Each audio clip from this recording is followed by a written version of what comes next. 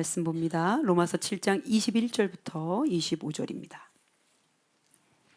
로마서 7장 21절부터 25절 저와 한 절씩 교독합니다. 그러므로 내가 한 법을 깨달았노니 곧 선을 행하기 원하는 나에게 악이 함께 있는 것이로다.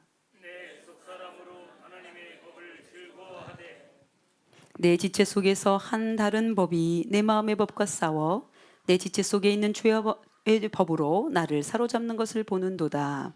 오호라, 나는 곤고한 사람이로다. 이 사망의 몸에서 누가 나를 건져내랴. 우리 주 예수 그리스도로 말미암아 하나님께 감사하리로다. 그런즉 내 자신이 마음으로는 하나님의 법을, 육신으로는 죄의 법을 섬기노라. 아멘. 할렐루야. 아멘. 여러분, 이렇게 주일, 정말 귀한 주일 아침에 함께 예배드리게 돼서 너무 기쁘고 감사합니다. 아멘. 여러분, 기쁜 얼굴들 맞죠? 우리 옆에 분 확인해 보세요. 화가 난 얼굴이 있나? 여러분, 이렇게 인사하겠습니다. 함께 예배드리게 되어 시작. 함께 예배드리게 되어 기쁘고 감사합니다. 여러분, 좀 웃으면서 좀 하시면 안 될까요? 너무 화가 난 것 같아서 지금 말을 못 걸겠네. 다시 함께 예배드리게 되어 감사하고 기쁩니다. 함께 예배게 드리게 되어 감사하고 기쁩니다. 아멘, 아멘. 여러분, 올해도 몇 달 안 남았습니다. 몇 달 남았습니까? 10월, 11월, 12월. 3개월도 채 남지 않았습니다. 여러분, 올해 9개월 동안 정말 살아내시고 견뎌내시느라 참 수고가 많으셨습니다. 여러분, 우리 자신에게도 한번 격려해 주시면 좋겠는데, 오른손을 딱 들고 여길 치면서 얘기합니다. 격려해 주시는 것만 이렇게 하면 너무 좋지만 이렇게 하겠습니다. 믿음으로 잘 견디며 사라져서 고마워. 할렐루야. 여러분, 이제 이쯤 되면 우리는 차츰차츰 한 해를 마무리하는 그런 시간으로 보내죠. 그래서 잘 살았나 9개월 동안 이렇게 한번 반성도 해보고요. 다음 해에 대한 계획을 세우기 위해서 기도하고 준비도 시작합니다. 목회자로 살고 있는 저 역시 여러 마음이 드는 때가 요즘입니다. 어떻게 우리 공동체를 하나님 앞에 세우는지, 또는 하나님을 더 깊이 알아가는 데는 어떤 훈련을 해야 되는지, 올해는 잘했는지, 내년에는 좀 더 어떻게 해야 되는지 고민도 많고 기도도 많이 합니다. 그 가운데 현재 우리 교회뿐 아니라 여러분, 우리 그리스도인들에게 가장 중요한 것이 무엇인가를 떠올리게 되죠. 그것이 하나님과의 관계 가운데 하나님이 살아계시다는 전제하에 우리가 하는 거니까요. 하나님과 나 사이에, 또는 하나님과 이 역사 사이에, 이 역사와 이 나라와 또는 우리를 향하신 하나님의 뜻이 무엇인지 깊이 아는 것, 여러분, 이것이 우리 삶에 있어서의 믿음 생활입니다. 그래서 같이 기도합시다. 또 성경을 좀 같이 읽어가십시다. 권면하는 일은 여러분, 그 방법이 가장 기초적인 방법이어서 그래요. 영이신 하나님을 기도하지 않고 어떻게 우리가 그 뜻을 알 수 있을까요? 또는 하나님에 대하여 쓰여진 어떤 문헌이라도 좀 있어야, 또 그것을 해석해주고 설교해주는 사람들의 설교를 좀 들어야 뭘 좀 알죠, 그렇죠? 그래서 여러분, 기도하는 일, 성경을 읽어가자는 일을 계속 권면합니다. 근데 기도하는 일도요, 쉽지는 않죠, 그죠? 그리고 성경 읽는 건 왜 이렇게 어려워요? 창세기, 출애굽기 재밌게 읽다가 레위기에서 딱 걸려요. 너무 어려워요, 그죠? 구약적 배경도 생소하고 제의적 제사 용어들도 많고 낯설고요. 율법의 내용은 더더욱이나 오늘날과는 완전히 판이하게 다른 너무너무 옛날 얘기 같은, 어렵기가 끝이 없는 그런 얘기입니다. 더욱이 27장으로 된 레위기를 읽어가는 중에 내내 인내심을 가져야 될지도 모릅니다. 그리고 의문을 갖습니다. 이거 왜 읽어야 돼? 2024년을 살고 있는 이거 나와 무슨 상관이야? 연관이 있어? 이렇게 읽게 되는 거죠. 그런데 여러분, 이렇게 어렵게 나열된 이런 책에 대해서도 그 성경이 원하는 바, 성경이 원래 무엇을 보고 읽으라고 하는지 그 레위기 자체를 쭉 이렇게 한번 요약해 보면 이렇게 할 수 있습니다. 하나님의 백성으로 사는 법이 레위기에 있습니다. 하나님의 백성으로 사는 법을 레위기에서 가르쳐주고 있다는 뜻이죠. 특히 출애굽을 했어요. 그래서 가나안에 정착해야 되는 하나님의 백성, 이스라엘 백성이라고 하는 대표적인 어떤 백성을 상징적으로 세운 거지만, 그 백성이 하나님을 예배하는 백성으로 어떻게 살아야 되는지를 알려주는 성경이 바로 레위기인 거예요. 예배 방법들을 가르쳐 준 거죠. 그렇다면 오늘날 우리 그리스도인들이 하나님의 백성으로 살려면 레위기에 나와 있는 그 율법대로 지켜가며 살아야 할까요? 여러분, 그러면 예배 때마다 뭐 소를 잡고 뭐 염소 잡고 뭐 양을 잡을 수는 없잖아요. 그것은 불가능한 일입니다. 그렇다면 어떻게 하나님의 백성, 하나님의 사람으로 살아가라고 하시는 것일까요? 여러분, 그 법은 도대체 어디서 배워야 할까요? 그리고 2024년 이 한국 땅에 살고 있는 우리에게 레위기가 또는 거기 안에 있는 율법이 우리에게 어떤 필요성을 갖고 있는 거냔 말이에요. 그리고 우리는 물을 수 있죠. 하나님은 왜 모세에게 율법을 주셨을까? 하나님이 율법을 주신 이유는 무엇입니까? 아니, 이렇게 율법을 주셨기 때문에 레위기가 이렇게 쓰여졌단 말이죠. 우리가 성경으로 읽어가는 구약 성경에 나오는 율법들은 출애굽 당시 하나님께서 모세를 통해서 이스라엘 백성들에게 주신 것이죠. 그것을 이스라엘 백성에 주신 이유를 우리는 알아야 합니다. 왜 주셨을까요? 애굽을 탈출했고요. 이제 한 공동체가 형성됐어요. 민족이 형성됐어요. 그러면 그 민족이라고 하는 조직 체계, 이것을 관리하고 운영하는 데 필요했던 그런 법 체계일까요? 대체 성경에서는 어떻게 말하고 있는 것일까요? 왜 율법을 주셨을까요? 신명기 6장 24절입니다. 여러분이 좀 읽어주십시오. 여호와께서 우리에게 이 모든 규례를 지키라 명령하셨으니 이는 우리가 우리 하나님 여호와를 경외하여 항상 복을 누리게 하기 위하심이며 또 여호와께서 우리를 오늘과 같이 살게 하려 하심이라. 여러분, 율법은 반드시 지켜 행해야 하는 하나님의 명령입니다만 그 법을 주신 하나님의 마음, 본래 뜻은 이스라엘 백성들이 하나님을 경외하고 그리고 그 안에서 복되고 행복하게 살기 위해서 율법을 주셨대요. 그럼 오늘날 우리의 언어로 바꿔보자고요. 이겁니다. 하나님을 섬기며 행복하게 살기 위한 법, 이게 율법이래요. 하나님은 당신의 백성들이 하나님의 백성답게 하나님을 경외하며 하나님이 주시는 복을 누리며 살기를 원하셨어요. 그래서 율법을 주셨다는 말인데요. 아니, 여러분 좀 생각해 보십시다. 지켜야 할 것들이 많은데 이거 하라, 이거 하지 마라, 이거 먹어라, 먹지 마라, 의무적으로 해야 되는 일이 많은데 행복하고 상관이 있을까요? 아니, 법 지켜야 될 의무들, 그런 법들이 많은 것이 우리의 행복과 무슨 관련이 있어요?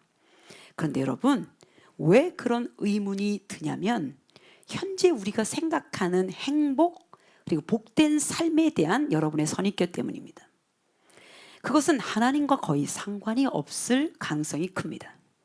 하나님이 거의 상관이 없는 목적이거나 결과일 가능성. 예를 들면 이런 겁니다. 우리가 추구하는 복이 사실은 물질주의적일 수 있어요. 그리고 세속적일 수 있습니다. 그리고 개인 중심주의적일 수 있어요. 좀 당연한 거 아닐까요? 여러분이 행복하는 게 내가 행복한 거지, 그죠? 나에게 무슨 필요가 적절하게 채워졌을 때 나가 행복하다 이야기하고, 내가 편안하게 어떤 삶을 누릴 만한 물질이 있으면 나는 아이고 복되다고 생각했던 이것이 그냥 뭐 당연한 것처럼 여겨지잖아요. 그런데 성경은 그것을 복이라고 하지 않는단 말이에요. 하나님이 없는 그 모든 누림이 오히려 죄와 관련된 게 훨씬 많기 때문입니다. 모세로부터 이어져서 유대 전통으로 이어졌던 율법은 점점 그 본질이 변하기 시작합니다. 하나님의 본래 뜻과는 상관없이 잘못 흘러가기 시작하면서 결국 하나님과 상관없이 법이 딱 세워지니까 법을 공부하거나 가르치는 사람은 타인을 억압하는 기제로 사용하는 거예요. 그래서 다른 사람들의 죄를 끄집어내는 정죄와 심판에 사용하기 시작합니다. 원래 율법이 존재하는 이유는 거기에 없어요. 그래서 예수께서 하나님의 일을 하시기 위하여 이 땅에 오셨을 때 사사건건 반대하고 음해하고 그리고 십자가에 내몬 자들이 율법을 잘 지키고 가르치는 율법주의자들이었어요. 워낙 그 율법은 예수 그리스도를 향해 있거든요.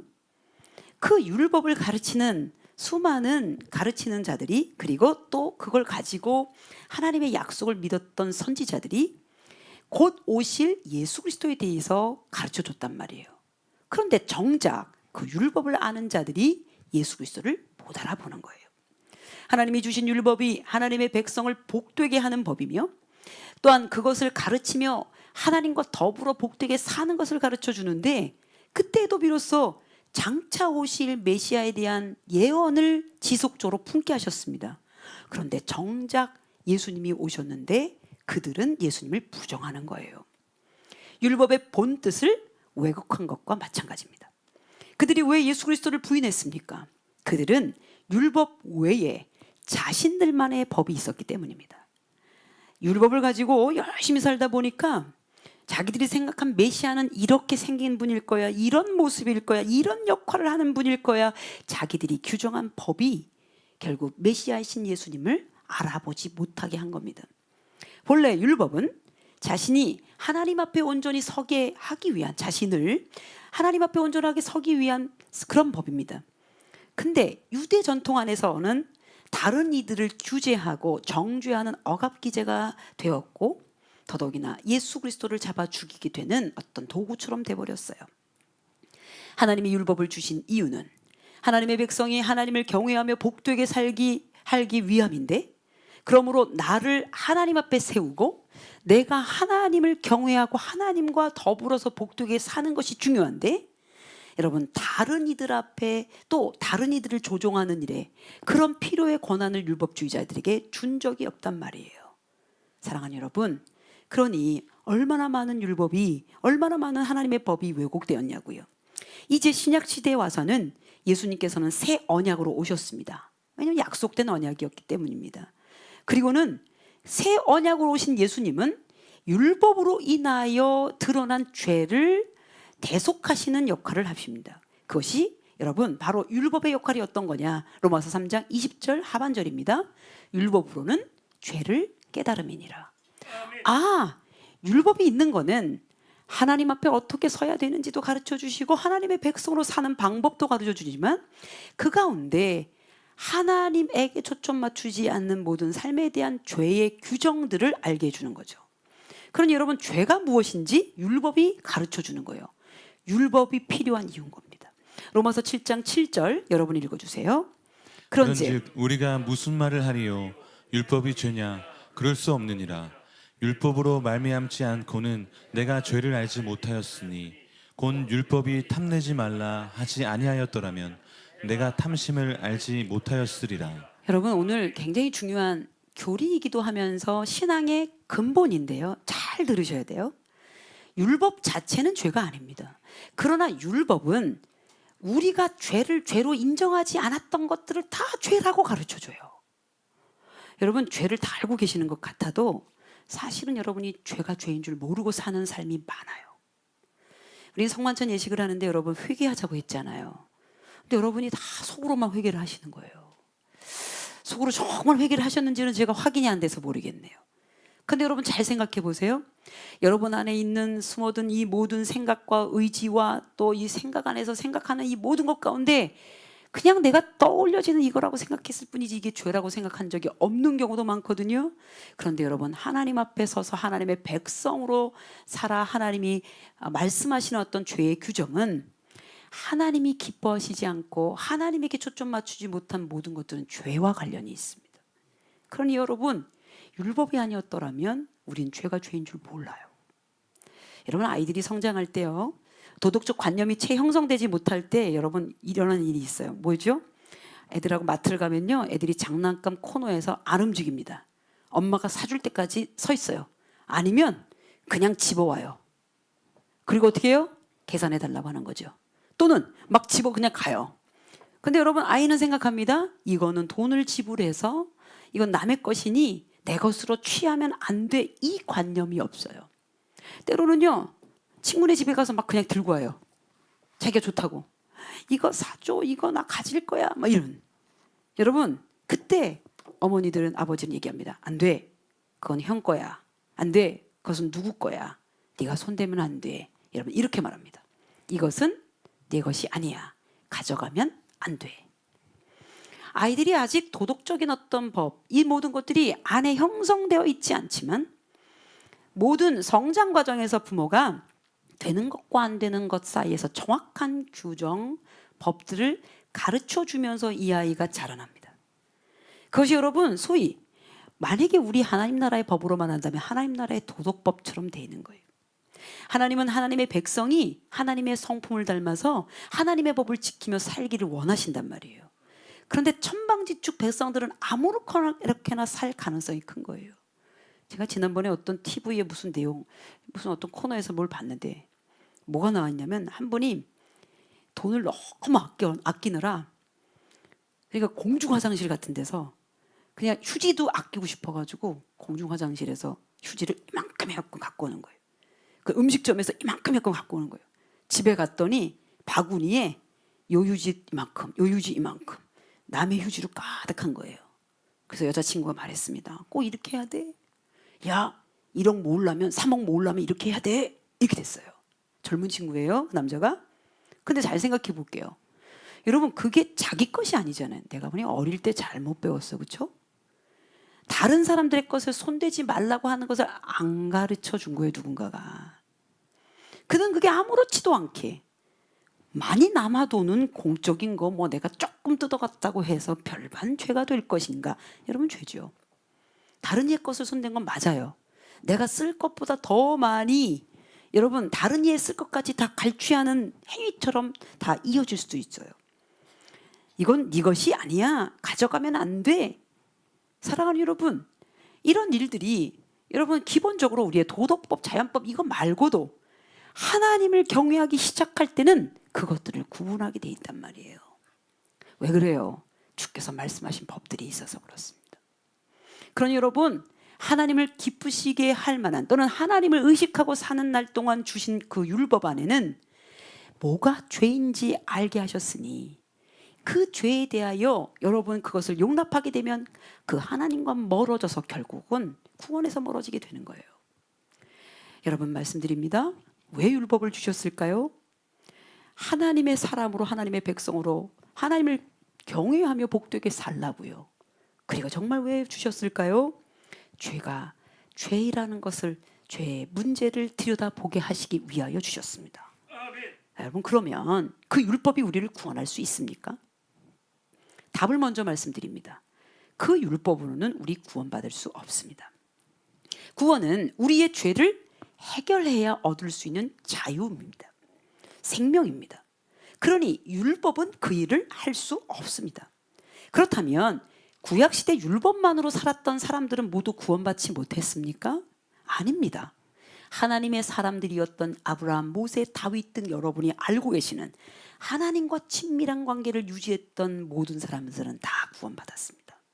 그들은 이미 하나님과의 직접적인 관계를 통해서 장차 오실 메시아에 대한 믿음을 갖게 하셨고 그들에게 그리고 구원의 주권이 하나님께 있기 때문에 그 구원하심이 주님의 주권하에 있는데 주님이 가까이 하셨던 자들에 대한 구원은 하나님이 책임지셨기 때문에 이미 우리는 의심할 이유가 없습니다.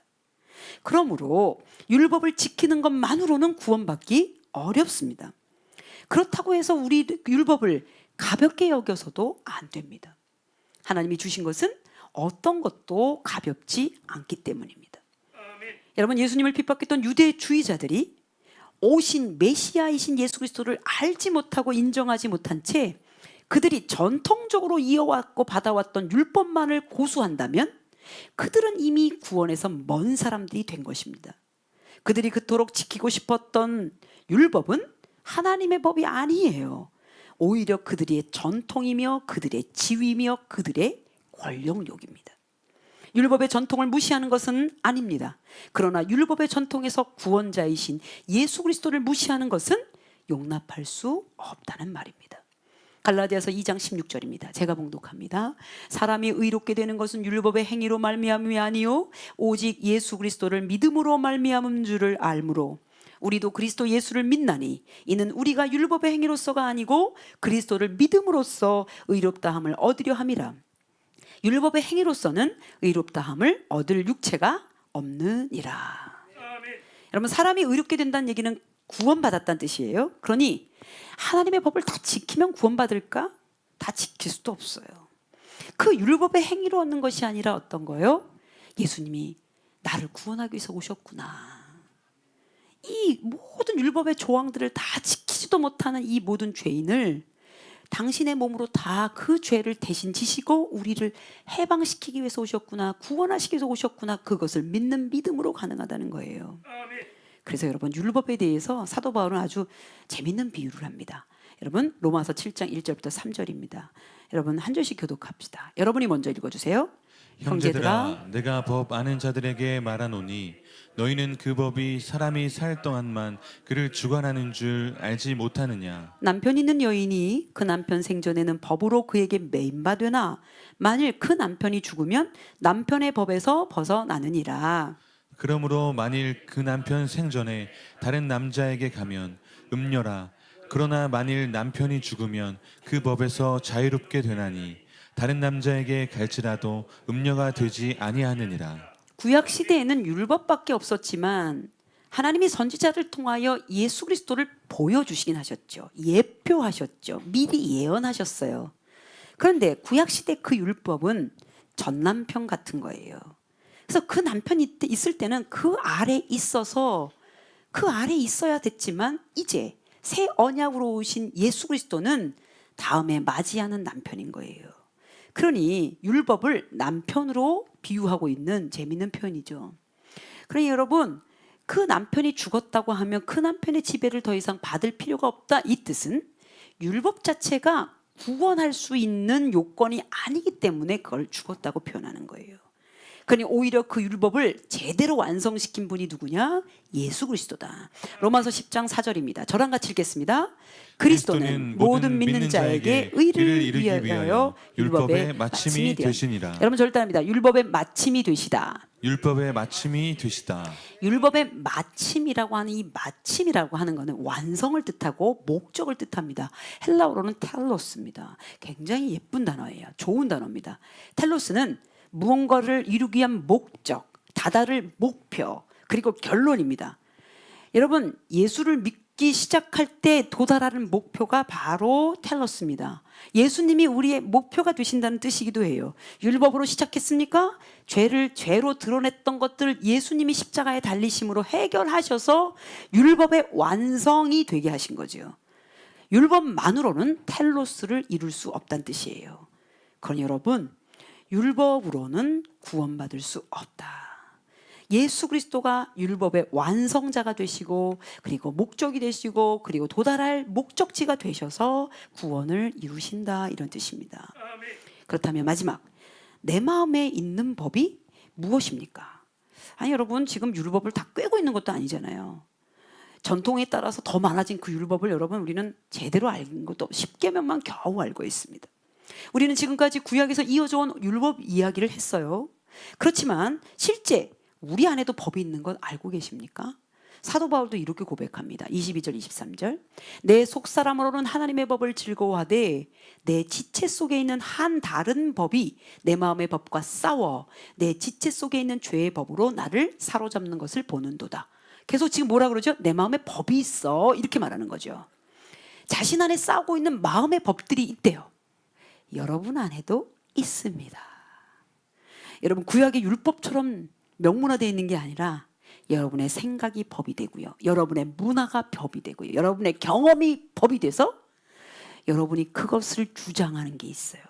믿음보다 넘어버릴 때도 있고요, 하나님보다 그것이 앞설 때도 있어요. 그게 죄로 드러나거든요. 그것을 현대화된 율법이라고 그래요. 구약의 율법이 아니더라도 우리가 우리 안에 고수하고 있는 법들이 우리를 자유롭게 하지 않습니다.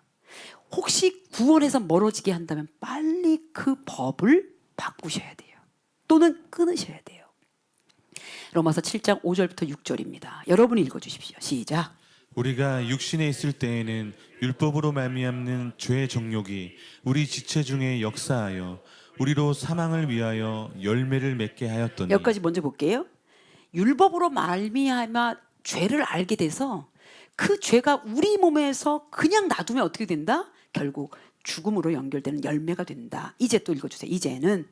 이제는 우리가 얽매였던 것에 대하여 죽었으므로 율법에서 벗어났으니 이러므로 우리가 영의 새로운 것으로 섬길 것이요 율법 조문에 묵은 것으로 아니할지니라. 여기에 있는 율법은 구약의 율법으로부터 와서 여러분 안에 자리 잡은 마음의 법입니다. 즉 내가 주님을 딱 믿었는데 여러분 안에 온갖 법이 있어요. 제가 오늘 사실은 거기에 더 초점을 맞추려고 설교를 준비하다가 앞부분 기초적인 걸 안 하면 안 되니까 같이 그걸 보느라 뒤에 다 못했어요. 그 뒤는 다음 기회로 넘길 거예요. 여러분 구약 성경에서부터 온 법이 여러분이 믿음을 갖고 예수를 믿었는데 내 안에 다른 법이 있는 거예요. 아이고 사도 바울도 있었네요. 사도 바울도. 저는 로마서 7장 읽을 때마다 너무 기뻐요. 이유가 뭐냐면 사도 바울님도 고민을 했더라고요. 여러분 그거 뒤에서 볼 건데 뭐냐면 자기 안에서 싸우는 법이 있는 거예요. 거룩하게 하나님을 기뻐하는 법도 있지만 죄로 인하여 자꾸 좌절시키는 마음의 법이 있어 싸운단 말이에요. 여러분도 그러시죠? 예수 믿고 나서 목사님 저는 1%도 죄를 안 짓습니다. 제 생각도 정결하고 제 마음도 확실하고 그런 분 있으면 저한테 꼭 좀 찾아와 주시기 바랍니다. 제가 찾아드리도록 하겠습니다. 그런데 여러분 어떻게 되냐면 내가 분명히 예수 믿고 여러분 권사도 됐고 장로도 됐고 저같이 목사도 됐는데 매일 죄와 싸워야 돼요. 매일. 그래서 우리 청년 하나가 궁금해하더라고요. 목사님 그러면요 그게 회개한 거 아니잖아요? 왜? 반복되는 죄를 자꾸 짓는다면 그거는 그 제대로 회개한 거 아니잖아요. 우리 청년들이 얼마나 좋은 질문들을 많이 하나 봐요. 많은지 몰라요. 근데 여러분 어떻게 해요? 맞다 얘야.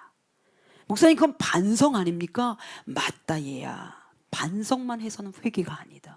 목사님 회개를 제대로 했으면 다시는 죄를 범치 말아야 되잖아요. 맞다 얘야. 그러나 너는 어떠니? 그랬어요. 여러분은 어떻습니까? 내가 다시는 그런 마음 품지 말아야 되나? 왜 이렇게 시기의 마음이 자꾸 생겨? 왜 이렇게 탐욕의 마음이 생겨? 다시는 그 마음은 그리고 내가 왜 이렇게 나태해졌어? 내가 하나님 앞에 더 열심을 내고 싶은데 왜 이렇게 영적으로 게을러졌어? 이것이 죄라고 하셨는데 내가 내일이면 열심히 할 거야. 그런데 그 다음날 또 안 되는 거예요. 왜 그런 거예요? 믿음이 없어서 그래요? 아니에요. 계속 싸우다가 자꾸 지시는 거예요. 우리 주님이 긍휼히 여기십니다. 여러분 그래서 내 마음 안에 있는 법이 이게 주님을 넘어버리면 어떤 게 되냐? 그게 육의 생각이라고 로마서 8장에서 그 언어로 사도 바울이 말합니다. 그럼 로마서 8장 5절 6절 여러분 읽어주세요. 시작. 육신을 따르는 자는 육신의 일을 영을 따르는 자는 영의 일을 생각하나니 육신의 생각은 사망이요 영의 생각은 생명과 평안이니라. 여러분 영적인 나태도 죄의 하나입니다. 영적 나태. 여러분 기도하기가 요즘 기도를 좀 쉬기 시작하셨다면 여러분 그게 죄랑 바로 연결이 돼 있어요. 그래서 여러분 내일부터 기도해야 하는 거예요. 이유가 뭐냐면 이렇게라도 빨리 이렇게 세워야 되니까. 근데 여러분 꼭 새벽 기도 나와야 기도합니까? 뭐 이렇게 말하면 드릴 말씀은 없어요. 새벽 기도 아니셔도 괜찮아요. 그런데 여러분 이렇게 공적으로 같이 할 때 잡아서 같이 해야 나갈 수가 있어요. 그게 아니면 기도할 기회를 얻기가 쉽지 않아요. 그럼 여러분 내 안에 있는 나태도 죄거든요. 이게 매일 나랑 싸우는 거야. 아이고 열심히 하려고 그러는데 안 되는 거예요. 그렇죠? 그리고 이게 나보다 잘된 사람 보면 축복해줘야 되는 게 당연한 거잖아요. 근데 자꾸 내가 너무 사랑하는 가까운 지인인데도 시기가 자꾸 일어나. 성경은 시기도 죄라 그랬어요. 근데 여러분 그냥 넘어가. 아니 죄를 그냥 넘어가면 안 된다고 그랬잖아요. 성경에서 이미 율법으로부터 왔던 죄를 알려준 것에 대하여는 주님 제 안에 또 이 마음이 들었습니다 라고 하나님 앞에 이 얘기를 하실 수 있어야 구원받은 자인 거예요. 그러니 그걸 그냥 놔두면 계속 육신의 생각이 여러분을 머물러요. 아유 정말 그래 잘됐어 잘났어 맨날 저렇게 그냥 자랑해. 거기서부터 미워하기 시작하거나 또 다른 이들에게 그 사람에 대하여 좋은 얘기를 하지 못하는 행위까지도 연결 갈 수 있어요. 죄가 작은 죄가 여기서 용납을 안 했으면 가지도 않을 거를 여기서부터 용납하기 시작하면서 행위로 연결돼서 나중에 눈덩이처럼 커져요. 결국 이게 어떻게 돼요? 이거 해결 안 하면 사망으로 가는 거예요. 육신의 생각이 그래서 사망입니다.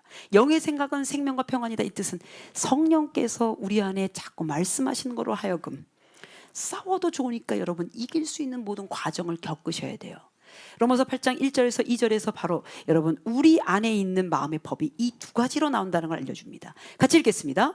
그러므로 이제 그리스도 예수 안에 있는 자에게는 결코 정죄함이 없나니 이는 그리스도 예수 안에 있는 생명의 성령의 성령의 법이 법이 죄와 사망의 법에서 너를 해방하였습니다.